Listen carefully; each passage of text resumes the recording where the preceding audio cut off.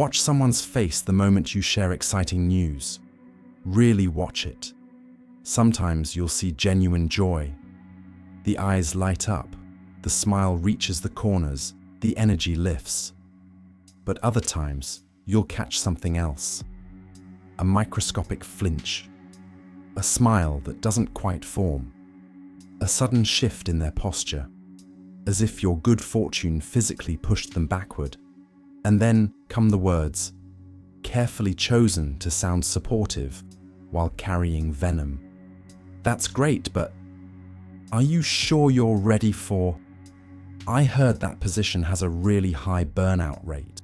Melanie Klein, the psychoanalyst who dared to explore the darkest corners of human emotion, made a disturbing discovery about envy. She said, envy is the angry feeling that another person possesses and enjoys something desirable, the envious impulse being to take it away or spoil it, not to have it yourself, to spoil it, to make sure if you can't enjoy it, no one can. This is the psychology we're diving into today. This isn't going to be a comfortable conversation. We're exploring why some people who might claim to love you, actively work to destroy your happiness while smiling to your face. Why your success makes them physically ill. Why they can't sleep until they've found a way to diminish what you've achieved. And most importantly, how to recognize sabotage when it's wearing the mask of friendship, mentorship, or family loyalty. Subscribe now, because what you're about to learn will fundamentally change how you evaluate the people in your inner circle.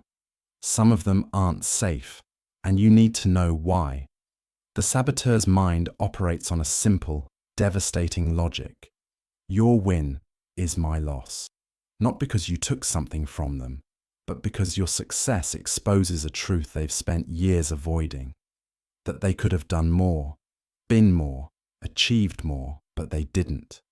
And watching you succeed while they stagnate creates a cognitive dissonance so painful that destruction becomes the only relief available. If you've ever felt confused by someone's hostile reaction to your good news, stay with me. The next few minutes will decode behavior that's been hurting you for years. Sigmund Freud drew a crucial distinction that most people miss. Jealousy, he explained, involves three people. It's, I want what you have and fear losing what I have to a rival. But envy is more primitive, more venomous. Envy is binary. You have something I don't, and I hate you for it. Jealousy wants to possess. Envy wants to destroy. The jealous person might work harder to get what you have. The envious person works to ensure you lose it. And they'll do it while hugging you, while calling themselves your friend, while attending your celebrations with poison hidden behind congratulations. This distinction matters because it explains the behavior. A jealous person might compete with you openly.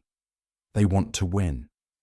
But an envious person doesn't want to compete. They want you to lose. They don't believe they can win, so their only satisfaction comes from watching you fail. They don't work harder. They work to make you fail harder. And they do it while smiling, while pretending to be your friend, your mentor, your supporter. Consider the mechanism of action. A woman named Sarah gets a major promotion. Her close friend Monica, who's always been slightly less successful, receives the news. Internally, something ruptures. Monica's self-concept, carefully constructed around being just as good as Sarah, suddenly cracks. She can't consciously admit, I'm envious and want Sarah to fail, because that's too ugly, too shameful. So her psyche does something clever. It reframes the sabotage as protection, as realism, as concern. Watch what happens in the following weeks. Monica mentions to mutual friends that Sarah's promotion was probably because of connections, not merit. She asks Sarah loaded questions designed to highlight potential problems. Aren't you worried about work-life balance? Don't promotions like that usually mean people are setting you up to fail? When Sarah tries to address the shift in their friendship, Monica acts wounded.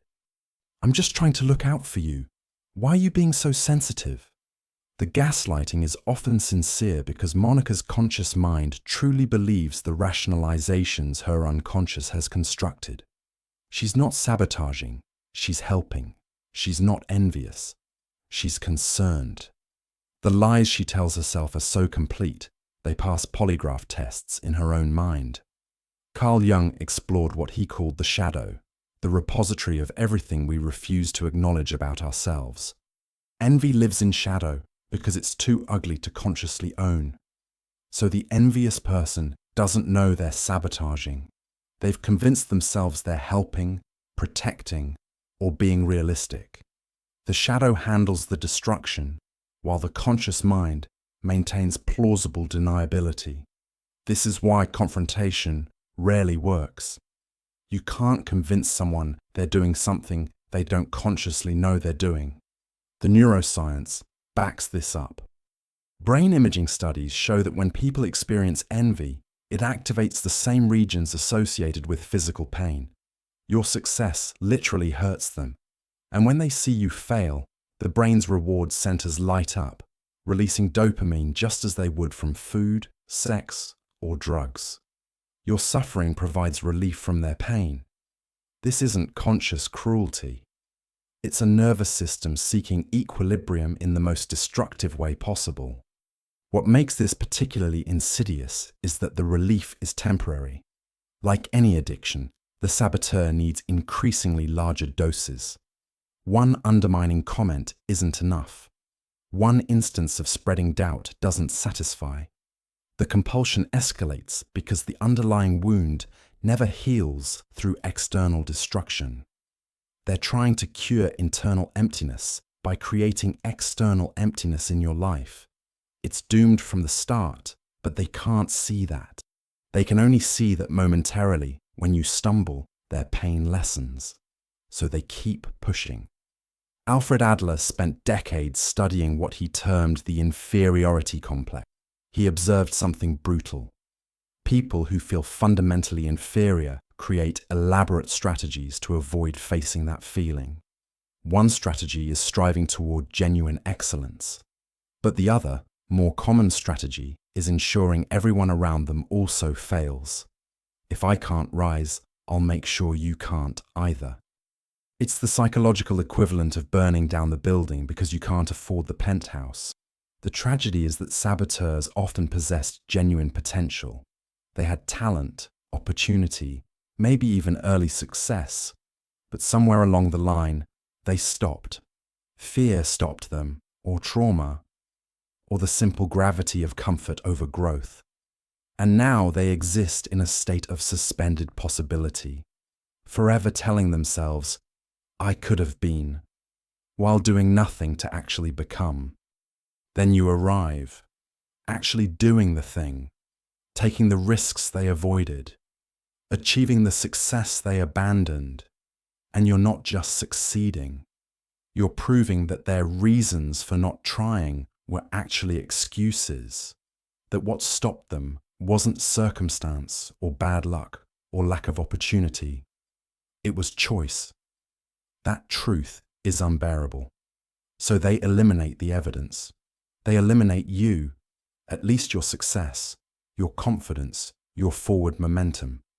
The poet Rumi understood this dynamic centuries before modern psychology. He wrote, "Jealousy is the tribute mediocrity pays to genius. Every act of sabotage is an admission. The saboteur is telling you, through their destructive behavior, that they see something in you they don't see in themselves. They recognize your potential, and it terrifies them because it illuminates the gap between who they are and who they could have been. Pay attention to timing. Sabotage intensifies precisely when you're ascending. When you're struggling, these people are often present, supportive, helpful. But the moment you gain traction, the moment you no longer need them, something shifts. Their support evaporates. Their criticism amplifies. Their presence becomes destabilizing rather than encouraging. This pattern reveals the truth. They need you to need them. Your independence threatens them more than your failure ever could. There's also a territorial element that emerges. Saboteurs often feel they have ownership over a particular domain. I'm the smart one. I'm the successful one. I'm the attractive one. When you enter their claimed territory and excel there, it's not just threatening, it's a violation. You've crossed an invisible boundary they established years ago. Your achievement in their domain feels like theft, even though domains of human excellence don't work that way. But to their wounded psyche, your success is trespassing, and they respond accordingly. There are distinct species of saboteur, each with their own methodology. First, there's the passive saboteur. They don't actively harm you, but they withdraw all support the moment you no longer need them. When you were struggling, they were present. Now that you're thriving, they're mysteriously busy. Their absence is the sabotage. They want you dependent, not independent.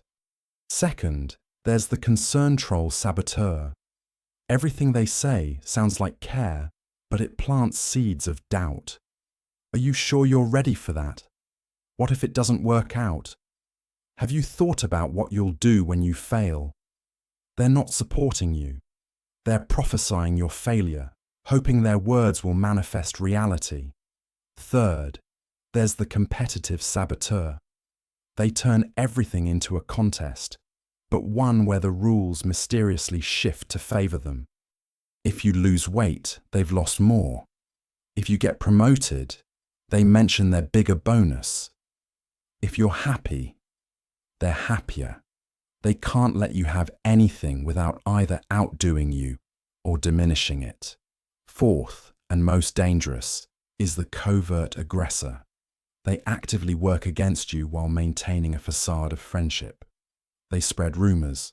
They undermine you to authority figures. They sabotage your projects, your relationships, your reputation. And they do it all while looking you in the eye and asking how they can help. Karen Horney, who studied neurotic personality structures, identified what she called neurotic competitiveness. Unlike healthy competition that motivates improvement, neurotic competitiveness is driven by anxiety and hostility. The neurotic competitor doesn't just want to win, they need you to lose. Your loss is more important than their win, because they're not competing with you. They're competing with their own feelings of worthlessness, and you're just the stand-in for their internal battle.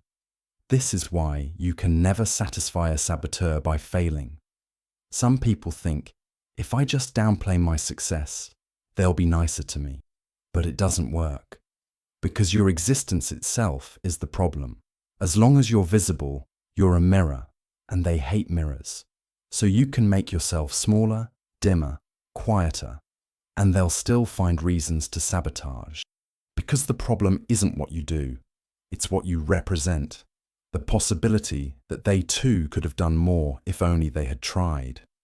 Understanding the saboteur's internal experience doesn't mean excusing their behavior, but it does illuminate why they're so resistant to change. Imagine living in a state where every friend's success feels like a personal attack, where every social media post about someone's achievement triggers physical pain, where you can't genuinely celebrate anyone because celebration requires secure self-worth, and you have none. That's the prison the saboteur inhabits. They're not free. They're trapped in a hell of constant comparison, constant inadequacy, constant defensive maneuvers against a world that won't stop succeeding around them. The most painful aspect is that their behavior creates the very isolation they fear. By sabotaging relationships, they ensure they end up alone. By undermining others, they guarantee no one trusts them. By spreading negativity, they repel the secure, healthy people who could actually help them heal. They're caught in a self-perpetuating cycle where their defense against unworthiness creates evidence of unworthiness. And they can't see it. They blame others for leaving, for not understanding, for being too sensitive to their honest feedback. Now, For those being sabotaged, your instincts are probably right. If someone's support feels poisonous, if their compliments feel like insults, if you feel diminished after interactions with them, trust that. Your nervous system detects threat before your conscious mind does. Stop trying to convince yourself you're being paranoid or oversensitive. You're not. You're being targeted. Protection doesn't require confrontation. Confronting a saboteur typically backfires. They'll gaslight, play victim, escalate. Instead, create strategic distance. Share less. Involve them less in your plans and successes. Reduce their access to information they can weaponize. In professional settings, document everything. Create paper trails. Protect yourself legally if their behavior escalates. Build alliances with secure people who genuinely celebrate your wins. People whose success doesn't threaten them. People who understand that your win doesn't mean their loss. These people are your protection, your reality check, and your reminder that not everyone operates from envy. They show you what healthy relationships look like, where success is celebrated rather than sabotaged, where vulnerability is safe rather than weaponized. The philosopher Epictetus taught, "It's not what happens to you, but how you react to it that matters." You can't change the saboteur, you can't make them secure, you can't heal their envy, but you can control your response. You can refuse to shrink yourself to accommodate their insecurity. You can maintain boundaries. You can keep succeeding despite their efforts. And you can do it without hatred, just with clear-eyed recognition of who they are and protective distance. Something powerful happens when you stop trying to win over saboteurs. You stop performing for approval. You stop twisting yourself into shapes designed to make insecure people comfortable. You start living authentically, succeeding unapologetically, surrounding yourself with people secure enough to handle your light. And the saboteurs, they fade into irrelevance, not because you destroyed them, but because you stopped giving them power over your choices. There's a cost to being envied, but there's a greater cost to dimming yourself to avoid it. That cost is your potential, your joy, your authentic expression, and that price is too high. So you keep going, you keep achieving, you keep shining. You let saboteurs reveal themselves through their behavior, then quietly remove them from positions of influence in your life. Some of you are reading this and recognizing yourself in the saboteur. That recognition takes courage. If you've felt that surge of pain when someone you care about succeeds, if you've noticed yourself finding reasons why their achievement doesn't count, if you've caught yourself hoping they fail just to feel relief, you're facing your shadow. And that's the first step toward transformation. Envy is human. We all experience it. But the difference between emotional maturity and toxicity is what you do with that feeling. Do you use it as information, recognizing, this person has something I value, so I should work toward it too? Or do you use it as ammunition, thinking, this person has something I don't, so I need to destroy their enjoyment of it? One path leads to growth. The other leads to isolation, bitterness, and the slow death of every relationship you touch. Healing from envy requires something most people avoid: grieving your unrealized potential instead of attacking those realizing theirs. Sitting with the discomfort of, I could have done that if I'd tried harder, without defending, justifying, or deflecting. Building genuine self-worth separate from comparison. Learning that someone else's success doesn't diminish your worth unless you let it.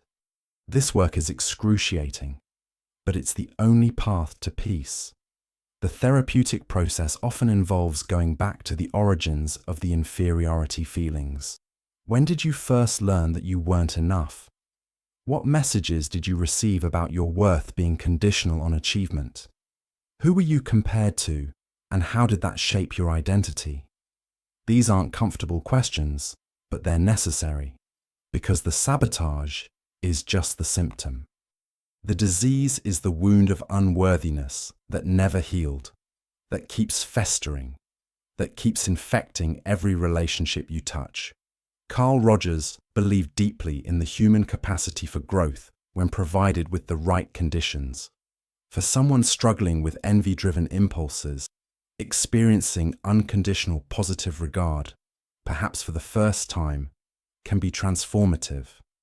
To be seen in your struggle without judgment, to be understood without being condemned, to feel worthy of growth even while acknowledging destructive patterns.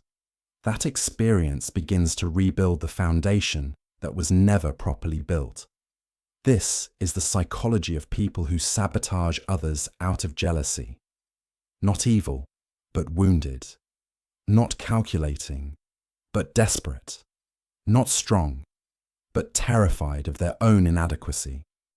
Understanding this doesn't excuse their behavior, but it does help you navigate it with wisdom instead of confusion, with boundaries instead of retaliation, with clarity instead of self-doubt. Whether you're the sabotaged or the saboteur, you have a choice right now to see patterns clearly, to make different decisions, to build a life where success doesn't threaten, where joy can be shared, where someone else's light doesn't diminish your own. Because in the end, light doesn't compete, it illuminates. And when you understand that, when you really understand it, envy becomes impossible. Not because you've become better than others, but because you've stopped measuring yourself against them. You've become your own light. And that light? No one can spoil it but you. That's the freedom on the other side of envy. That's the peace waiting when you finally put down the weapon of comparison and pick up the gift of your own unique brilliance. You're not alone in this. Thousands watching this video recognize these patterns in their lives. Drop a comment sharing your experience, not for me, but for the person who needs to know they're not imagining it. Let's build understanding together. And if this gave you clarity about someone in your life, share this with them. Sometimes understanding is the most powerful gift we can offer.